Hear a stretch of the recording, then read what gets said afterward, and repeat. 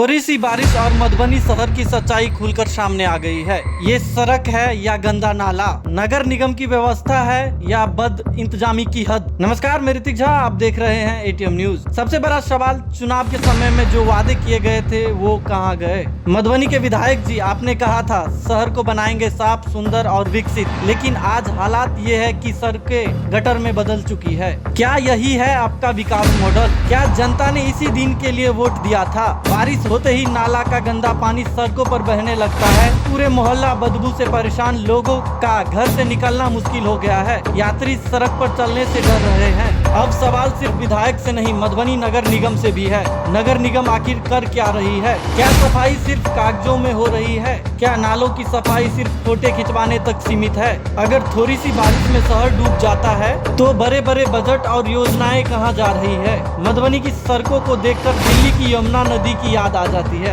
ये सिर्फ पानी नहीं, ये सिस्टम की नाकामी है। अब वक्त है जवाब देने का। विधायक भी जवाब दे और नगर निगम भी, क्योंकि जनता अब सवाल पूछ रही है और जवाब लेकर ही रहेगी। देखिए आगे की वीडियो में आम जनताओं का क्या कहना है। क्या लग रहा है मधुबनी में कितना विकास हुआ है, क्या कहना चाहेंगे? वो आपको पीछे दिख ही रहा है, जल जमाव के कारण आदमी को परेशानी हो रही है। कुछ पता नहीं चल रहा है कि क्या करे आदमी। यहाँ का प्रशासन सिर्फ अपने जेब भरने के चक्कर में लोगों को अपने पीछे खाई में गिरा रहे हैं। मधुबनी नगर निगम कहा जाता है, जो बहुत स्वच्छ नगर निगम है। हाँ, बहुत स्वच्छ है, वो दिख ही रहा है। यहाँ गंगा जल बह रहे हैं। अभी गंगा जी अवतरित हुए हैं कुछ देर पहले। रोड पर नाला का पानी पूरा बह रहा है, पूरा जैसे लग रहा है जो गटर है यमुना नदी में, दिल्ली में है हम लोग।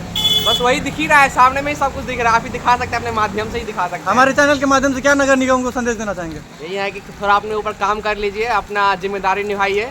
बाकी आप खुद समझदार हैं, पैसा जेब में रखने के लिए नहीं है, समाज के कल्याण में लगाइए। अपना परिचय दे दीजिए। मेरा नाम भवन कुमार झा।